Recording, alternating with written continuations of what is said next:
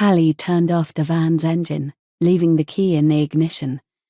She sat for a moment, taking a good look around before she left the safety of the vehicle, noticing the stale smell of fried food and old coffee that had saturated the driver's cabin. She'd spent far too much time in the van over the past 3 days. Her clothes and hair probably smelled just as bad. She really wanted a long, hot shower, but she needed to finish the job first. The view through the streaked windscreen was of what looked like a peaceful night. Overhead, the sky was free of clouds, a full moon and bright stars gleaming against the endless dark.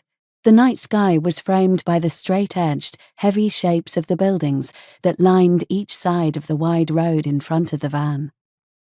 There were no streetlights in this part of the city, and below the roof lines, picked out by the moonlight, the buildings were a mix of slivers, highlighted by the night sky, and shadows too thick for even Hallie's sharp eyesight to pick out much detail.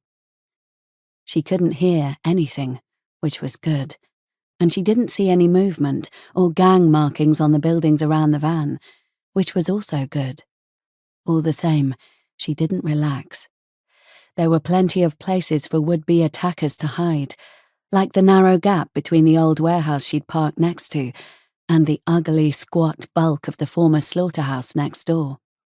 There were also several doorways on the smaller industrial buildings across the street, some of them just open, dark voids, others with doors barely clinging onto their hinges.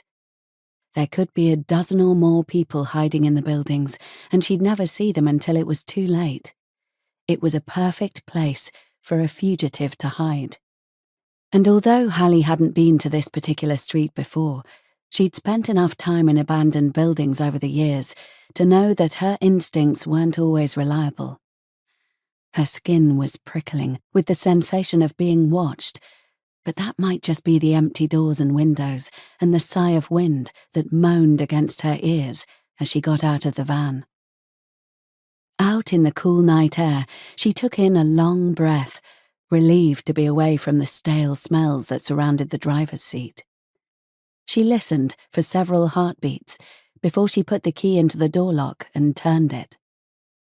The series of quiet clicks let her know not only that the vehicle was locked, but also that the several layers of security built into the plain-looking navy blue panel van had all engaged correctly. It didn't look like much, but anyone trying to steal the vehicle would be in for several unpleasant shocks.